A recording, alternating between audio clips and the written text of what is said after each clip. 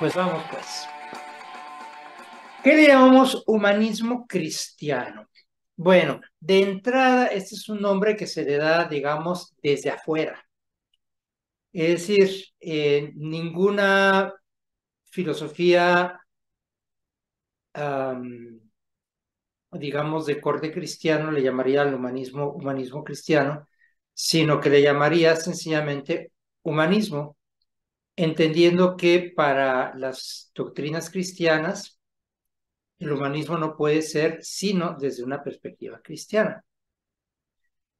Eh, y bueno, de hecho, eso sucede con todas las corrientes de pensamiento, ¿no? O sea, todas se adjudican ser el verdadero modelo de alguna corriente, ¿no? Este, ¿Qué es la política para un marxista? Pues el marxismo, no hay más política que esa, ¿no? ¿Y qué es la política para un ultraconservador? Pues el ultraconservadurismo, y no hay más política que esa, ¿no? Y bueno, entonces, hablar de humanismo cristiano es hablar de un humanismo que se le ha dado el nombre de cristiano desde una visión ajena al cristianismo y que va a tener ciertas características que, digamos, brincan y dicen, ah, esto está inficionado de pensamientos cristianos, ¿no? Entonces, esto es un humanismo cristiano. Pero el cristianismo ha sido humanista desde su origen. Mencionaba yo en el bloque pasado de manera muy rápida a Jacques Maritain, un filósofo francés del siglo XX, personalista cristiano, y que él habla del humanismo de la encarnación, porque él ve que el cristianismo tiene, entre otros de sus dogmas, entre otras de sus verdades fundamentales, la idea de la encarnación del Hijo de Dios. Dios se hace carne. Hoy decimos el Dios, que Dios se hace hombre. San Juan dice claramente en el prólogo del Evangelio de San Juan, Logos sarx egeneto. El logo se hizo carne, o sea, esto, pellejo. Este, ha habido ciertos momentos a lo largo de la historia del pensamiento cristiano que se ha satanizado la carnalidad, ¿no? O sea, la carne es pecado. Bueno, no es eso ahorita nuestro tema. Lo que quiero decir es que, pues sí, efectivamente el Evangelio dice que el verbo se hizo carne. O sea, carne, carne, carne. Le dolía, sentía, se cansaba. Y entonces, esa idea es muy importante porque para el cristianismo, tanto amó Dios al ser humano, tanto amó Dios al ser humano, que se hace un ser humano. Es el Immanuel, el Emanuel decimos en español, que también en el sermoncito del domingo, cuando se quiere poner muy teólogo el padrecito, dice, es Dios con nosotros. No, en hebreo, Immanuel significa Dios que quiere ser hombre. Eso significa Immanuel, Dios que quiere ser hombre. Por eso era tan importante este concepto. Qué importante será lo humano que Dios se quiere ser humano, ¿no? Entonces el cristianismo ha sido humanista desde el origen. ¿Por qué? Porque ve a un Dios humanado. Y desde ahí arranca entonces el cristianismo, en una preocupación por lo humano del hombre. ¿Qué tiene el hombre como para que Dios se acuerde de él de tal manera que se haga hombre? Y de ahí va a venir toda una antropología. Esta palabrita me la había ahorrado, pero esta es una palabra muy importante, antropología. El humanismo, los humanismos, no son sino otra cosa que aproximaciones antropológicas al problema del hombre, al problema del ser humano. Pero no toda antropología es un humanismo, ni todos los humanismos son antropológicos. ¿Qué quiero decir con esto? No toda antropología es humanista cuando una antropología no alcanza a vislumbrar realmente la esencia humana. cuando una antropología se convierte, por ejemplo, en mero historicismo o en mero biologismo, etcétera, no alcanza a ser verdaderamente humanista. Una antropología, por ejemplo, que dice que pues el hombre no es más que el autor de la historia, pues lo está reduciendo demasiado, ¿no? Se está olvidando pues de un elemento muy peculiar del hombre que es la persona. O sea, no somos como hormiguitas construyendo un hormiguero, que sería esta idea de el hombre constructor de la historia. Somos personas. Sí, tenemos un papel en la historia, pero no es nuestra tarea hacer historia. Una antropología biologicista, una antropología que reduzca al hombre a ser un mamífero antropoide vertebrado, con un sistema nervioso central súper desarrollado, no está diciendo que es el hombre, ¿no? Y por otro lado, decía yo que no todos los humanismos son antropológicos. Los humanismos que se olvidan de el estudio de cuál es la razón de ser el logos del hombre, el logos del antropos, la antropología, un humanismo que se olvida de la razón de ser del hombre, deja de ser un humanismo antropológico. Y puede ser un humanismo ideológico, un humanismo estético, un humanismo sensualista, o sea, muchos otros tipos de sesgos que se le puede dar, pero se olvida de la razón de ser del hombre. Entonces, antropología y humanismo necesariamente tienen que ir de la mano si queremos hablar de algo completo y complementario. Bueno, pues el humanismo cristiano tiene su propia antropología, que es entender siempre lo que es el hombre. El hombre va a ser, por un lado, la imagen y semejanza de Dios, pero por otro lado, la obra cumbre de la creación. O sea, de todo lo que fue creando Dios, Dios decía, y vio que era bueno, y vio que era bueno, y vio que era bueno. Pero cuando hace al hombre, dice, y vio que era muy bueno. Y una vez plasmado el hombre, Dios descansa ya de su obra. Dice, ahora sí me salió mi obra maestra a contemplarla. Así la última nota musical en el pentagrama de la gran sinfonía, ¿no? La última pincelada en el gran cuadro, dice Dios, ya acabé, lo puedo firmar y me siento a contemplar. Eso es el hombre, ¿no? Es la antropología cristiana. Ahora, esta imagen y semejanza de Dios lleva a entender que el hombre, si Dios es trino, si es trinitario, el hombre se dice que es triunitario. Es decir, tenemos tres aspectos que forman esta unidad que es el hombre. ¿Cuáles son esos tres aspectos? Pues son el aspecto somático, corpóreo, material, la carne, el aspecto psicológico, mental, anímico, el alma, la psique, con todas sus facultades de memoria, de intelecto, de voluntad, etcétera, y el elemento espiritual, el neuma, que no es lo mismo que el alma. Y ese también fue un tropiezo filosófico muy grave a lo largo de la historia de la teología cristiana occidental, que todavía se ve reflejado en muchos curitas poco formados que dicen, somos alma y cuerpo. No, somos alma, cuerpo y espíritu. Y el espíritu no es el alma, pero no me voy a detener ahí.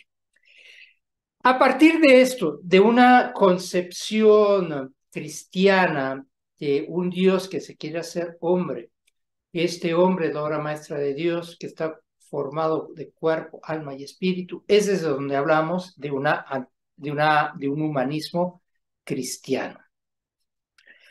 Ubicándonos un poquito en lo histórico, como lo venía yo haciendo hace un momento, pues sí, la crisis del pensamiento escolástico medieval de los siglos XIII y XIV que desembocan en el Renacimiento, pues se van a ver reflejados pues también en las posturas cristianas.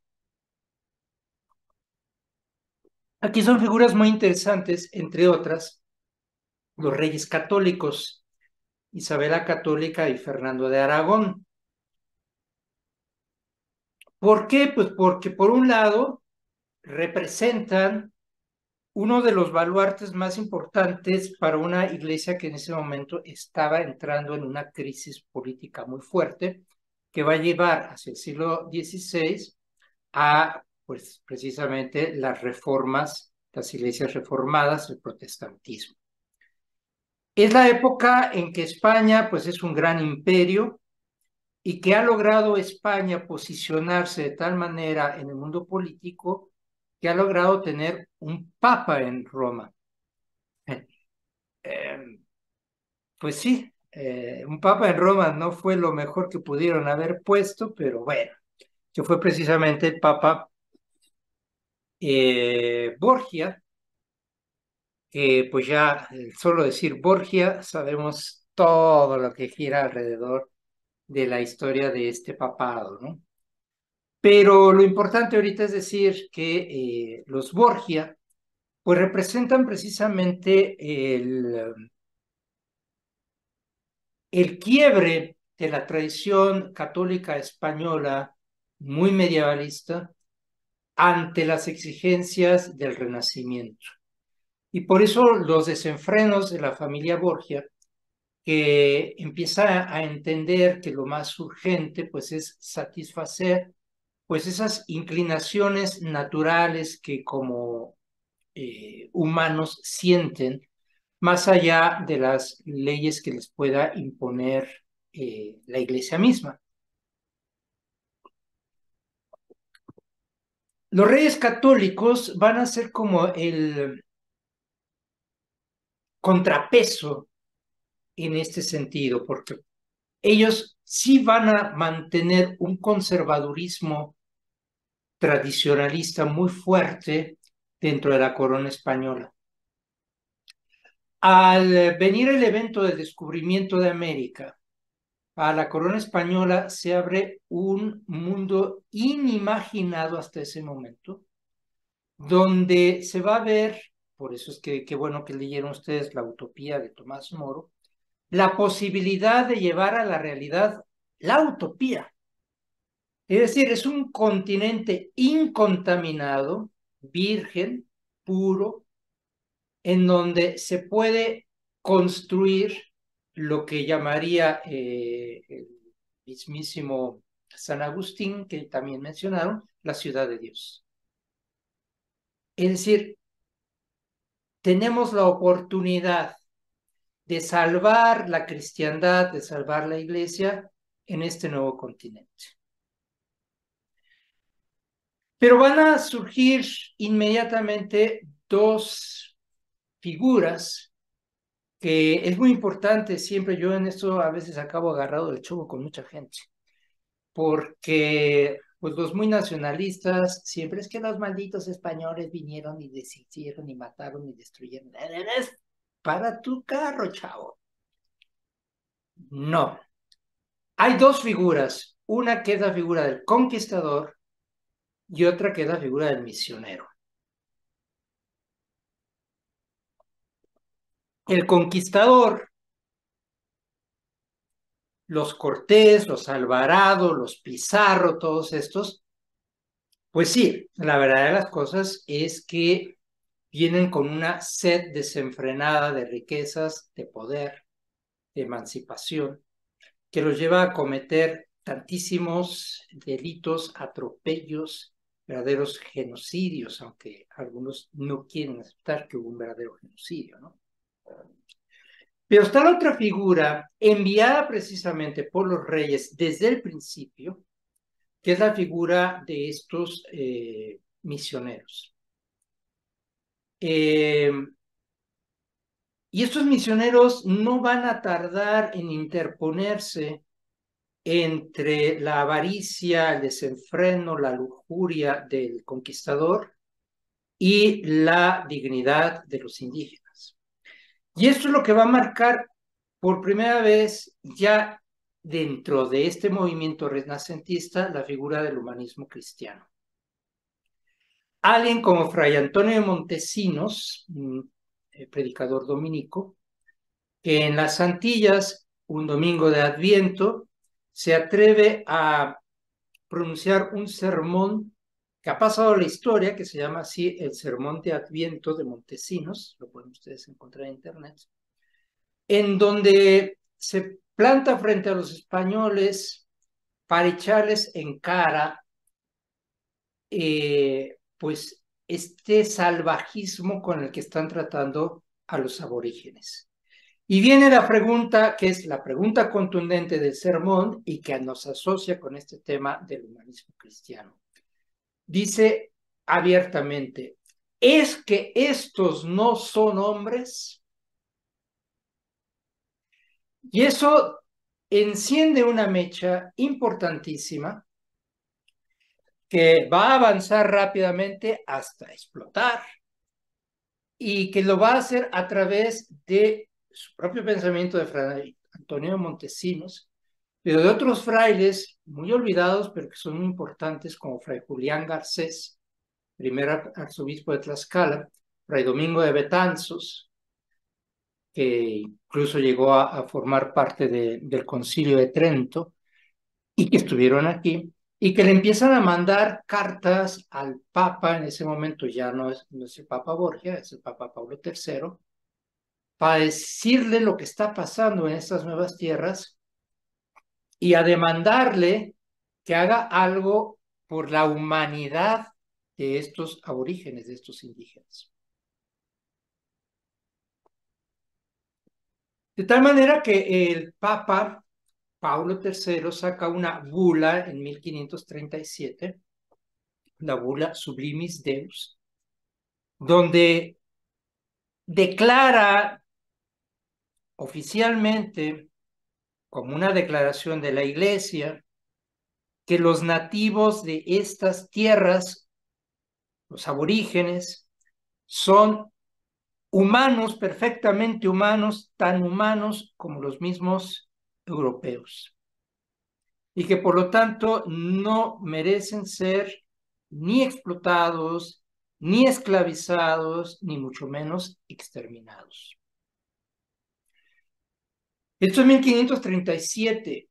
A los 5 años después,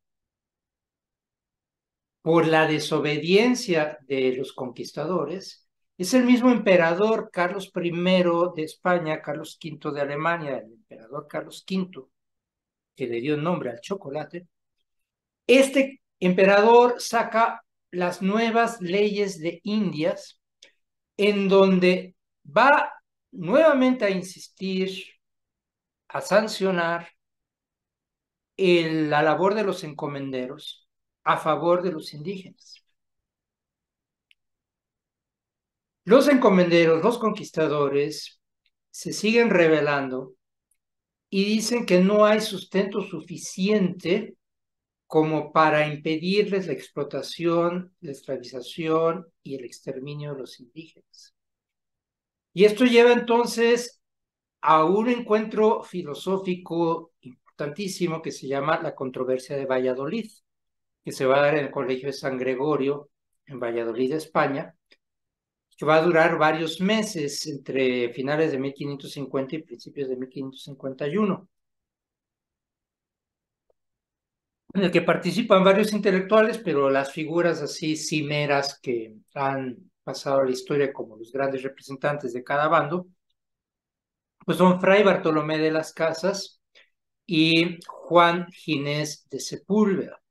Fray Bartolomé de las Casas, un religioso dominico español, y Juan Ginés de Sepúlveda, un catedrático seglar español que está a favor de las medidas que estaban tomando los conquistadores para explotar estas nuevas tierras y enriquecer pues a los grandes comerciantes y sobre todo a los grandes nobles españoles. Para estas fechas, pues ya no están los reyes católicos, está Carlos V, pero marca un hecho muy importante, y por eso me quise detener, porque si alguien se preocupó por la humanidad de los indígenas, fue la Iglesia Católica.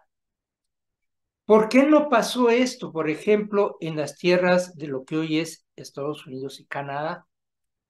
Pues porque en esas fechas también se están dando ya las primeras segregaciones, los primeros cismas de las iglesias protestantes. En primer lugar, Martín Lutero en Alemania, con sus 95 tesis, da origen a la que hoy llamamos iglesia luterana, la iglesia protestante, que ellos llamaban simplemente la iglesia reformada, esto en 1517. Unos años más tardecito, en 1534, Enrique VIII también se separa de la iglesia católica y funda la iglesia de Inglaterra, que llamamos comúnmente el anglicanismo.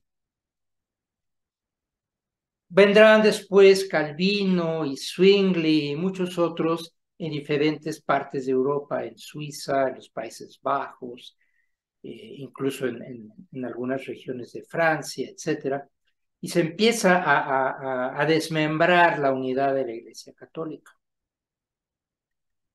En las tierras del norte del continente americano, pues llegan los británicos, y entonces ellos ya no se sujetan ni a las órdenes del emperador español, porque pues ellos tienen su propio emperador, que es Enrique VIII, ni mucho menos se van a sujetar a las determinaciones del Papa, pues porque el Papa pues ya no tiene injerencia sobre el Imperio Británico. Enrique VIII ha roto su relación con el papado, y entonces pueden hacer lo que quieran. Y por eso las comunidades indígenas del norte del continente fueron prácticamente exterminadas. Entonces, cuando se habla así en términos generales de, ay, es que los malditos españoles, momento, ¿cuáles? Porque los frailes españoles detuvieron el exterminio no solamente de las etnias, sino también de la cultura. Se dieron a la tarea de reunir a los pocos tlamatinime que quedaban, a los intelectuales, filósofos nativos, para que empezaran a redactar primero en lengua náhuatl, mientras les enseñaban español en lengua náhuatl, todas sus tradiciones, todo su pensamiento, todas sus leyendas, todas sus prácticas, para que quedara a salvo, resguardada, la cultura prehispánica. Y pues además de esto, empezar a interceder para la formación, por ejemplo, de los colegios, del primer gran colegio, el Colegio de la Santa Cruz de Tlatelolco, el Colegio de Indias, que era un colegio para niñas indígenas, el Colegio de San José de los Naturales, el Hospital de Jesús, y por fin el logro de la Pontificia Universidad de México, la primera universidad de nuestro continente, lograda precisamente por esta necesidad de salvaguardar la dignidad humana de los indígenas y de los aborígenes. Entonces ahí tenemos un primer momento de esto. Pero esto no solamente va a suceder en nuestro continente. Decía yo que sucede esto en el momento en que están los problemas de las iglesias reformadas, y esto lleva precisamente a que la iglesia convoque a un concilio que va a ser el Concilio de Trento, que es el concilio que ha durado más años para poderse consolidar.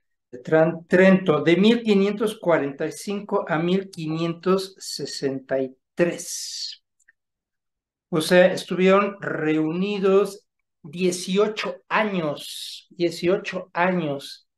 tratando de resolver los grandes nuevos problemas que se le estaban presentando a la iglesia. Entre ellos, pues el descubrimiento del Nuevo Mundo, Pero también, pues, o sea, que Lutero clavara 95 tesis en la puerta de una catedral, pues hubiera sido como ahí, ya ve y quítala, ¿no? No, el problema es los efectos que tuvo.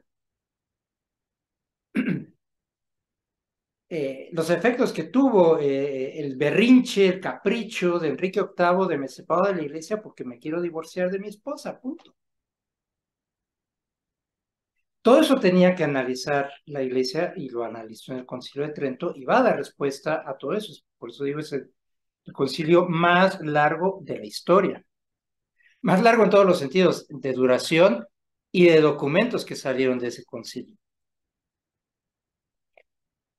Tan eficaz fue el Concilio de Trento que pasaron 300 años, concretamente 303 años, para que se volviera a convocar otro concilio. O sea, había la iglesia resuelto prácticamente todo, todo lo que se le podía enfrentar en esos casi 20 años de trabajo, como, como que no se les ocurrió ninguna otra pregunta, ningún otro problema que pudiera brincar para el que no hubiera respuesta. Y así funcionó durante 300 años, hasta 1869, que se convoca el Concilio Vaticano I, que no pudo realizarse plenamente, pues precisamente por las circunstancias políticas de Europa a finales del siglo XIX. Reflejo de eso, pues lo tenemos en todos los ámbitos. Por ejemplo, hablaba yo de España como un bastión del cristianismo católico frente a lo que estaba pasando en el resto de Europa. Pues lo primero que surge es el movimiento de la contrarreforma, que surge precisamente en España de una manera, yo puedo decir tranquilamente, pacífica, noble, elevadísima, y en Roma de una manera un poco más severa. La manera severa de Roma pues, es instituir el Tribunal de la Santa Inquisición. Pero en España es a través de la restauración de las costumbres cristianas, sobre todo a nivel de las órdenes religiosas. Y es cuando surge el siglo de oro español, que se manifiesta particularmente en la literatura, ¿no? Cervantes, Lope de Vega, San Juan de la Cruz, San Juan de aquí, Santa Teresa de Jesús, etcétera. Son autores que desarrollan una pluma que consolida la lengua española, pero que además están inspirados por un catolicismo acendrado. Cervantes, el autor del Quijote, se le conoce, ¿alguien sabe cuál es el sobrenombre que se le da a Cervantes? El Manco de Lepanto. ¿Sí lo habían oído, el Manco de Lepanto? ¿Por qué se le llama el Manco de Lepanto? Porque cuando los ejércitos turcos amenazaron con someter Roma, el Papa San Pío V convocó, ahora no una cruzada, sino convocó a la defensa de la cristiandad y la batalla se dio precisamente en Lepanto, cerca de Roma. Y prácticamente fueron fundamentalmente marinos españoles e italianos, alguno que otro francés, alguno que otro portugués, etcétera, quienes fueron a combatir a las flotas turcas y las vencieron y no pudieron someter Roma. Y en esa batalla, Miguel de Cervantes pierde una mano, por eso se le llama el Manco de Lepanto. Es decir, estos grandes literatos estaban casados con su fe. Y bueno, de ahí nacen, pues decía yo, grandes figuras como Juan de la Cruz o Teresa de Jesús, que además de todo son los grandes místicos españoles. Se forma una nueva institución religiosa que es la Compañía de Jesús, llamada comúnmente los jesuitas. Que bueno, dicho sea entre paréntesis, nada que ver con los jesuitas de hoy, pero que en su momento fueron precisamente, pues se llama Compañía de Jesús en el sentido de una compañía militar, una sociedad clerical en defensa de la fe católica, en contra de las iglesias reformadas. ¿Y qué era lo que les interesaba? Pues les interesaba la humanidad, el humanismo. Los jesuitas también llegaron a estas tierras, muy particularmente se fueron hacia América del Sur, en la región que hoy ocupan parte de Paraguay, Uruguay, el norte de Argentina, que se llamaba el Paraná. Y ahí establecieron nuevamente una utopía, lo que se llamó la reducción del Paraná. Apostaron a que si se salvaguardaba la vida, costumbres, tradiciones, lenguas, cultura de los indígenas, y además se les evangelizaba, se les daba la doctrina cristiana, ahí se podía realizar precisamente una sociedad perfecta. Fueron otros intereses los que llevaban a la destrucción de esa reducción del Paraná. Hay una película que ya para estas fechas pues, es prácticamente un clásico, que se llama La Misión.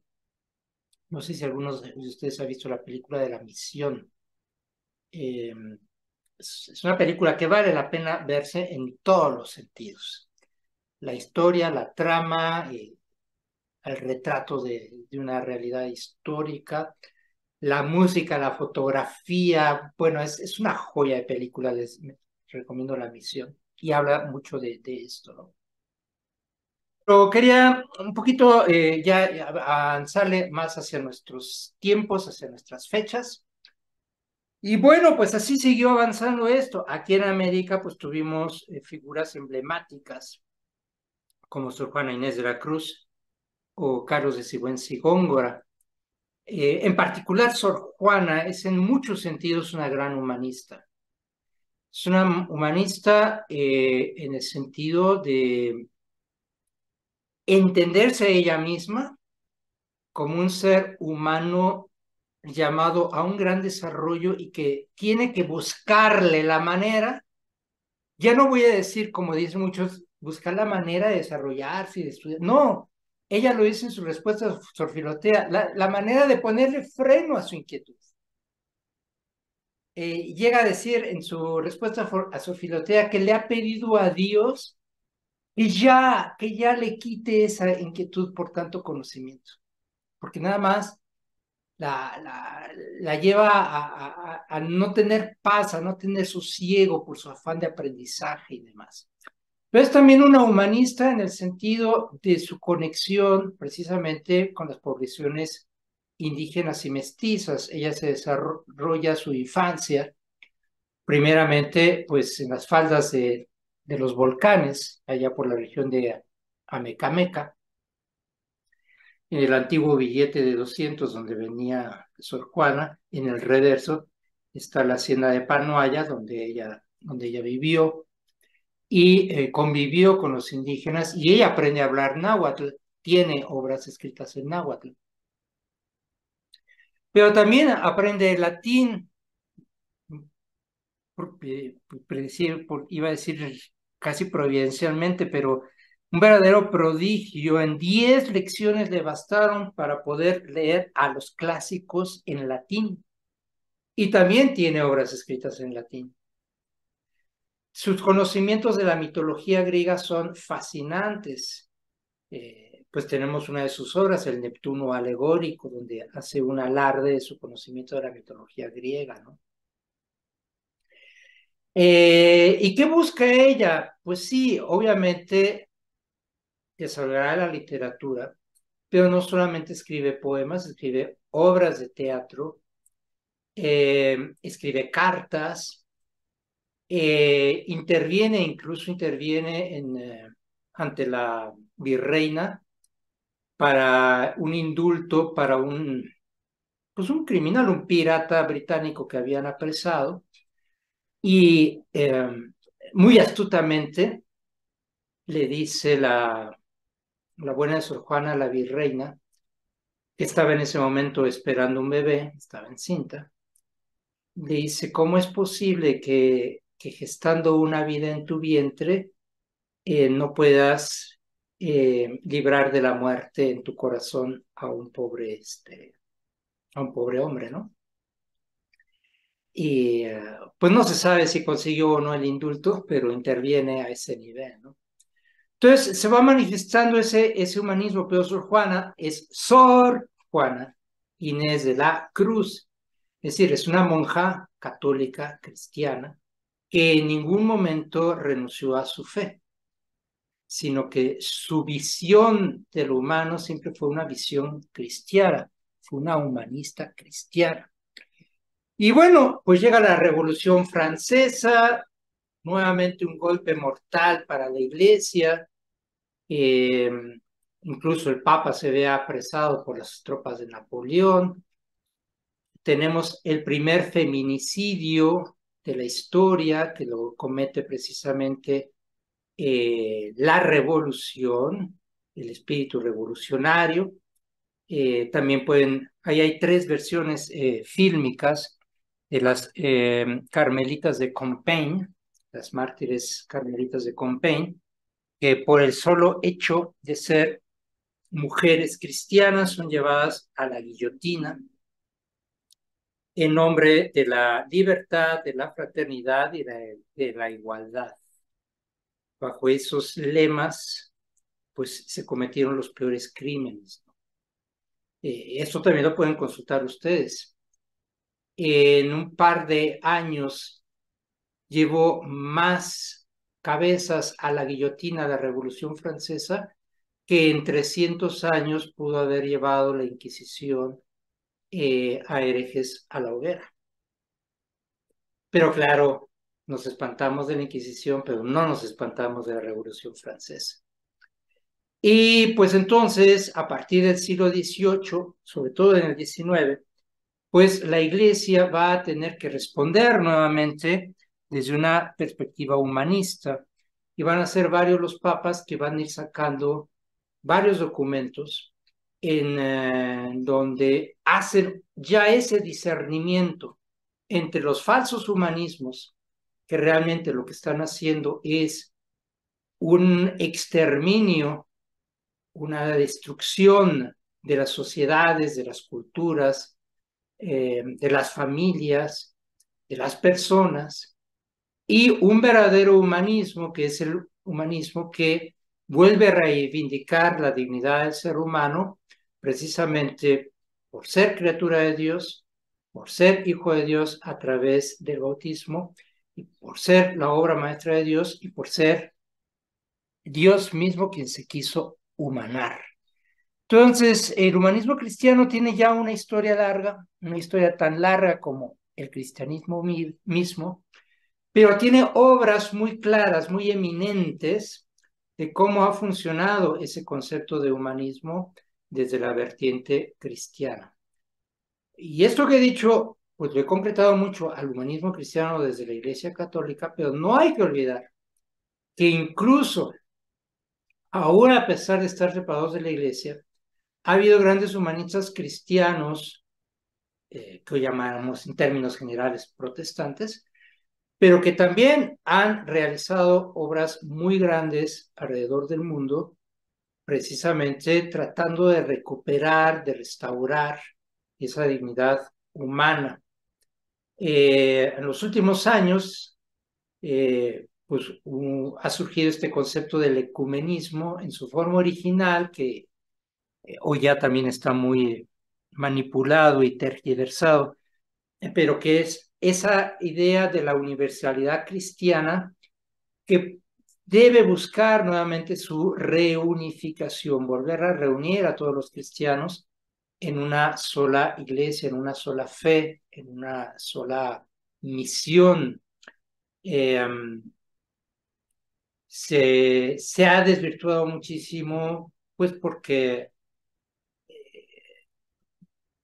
se han abierto otro tipo de canales que en vez de solidificar esa unidad de pensamiento cristiano, pues lo han ido, digámoslo así, contaminando con otro tipo de pensamientos ideológicos que en realidad pues lo que hacen es desvirtuar el pensamiento humanista cristiano y convertirlo en otro tipo de discursos. Es una palabra que viene del origen griego muy antigua también, ecumene, que significa eso, la totalidad, la universalidad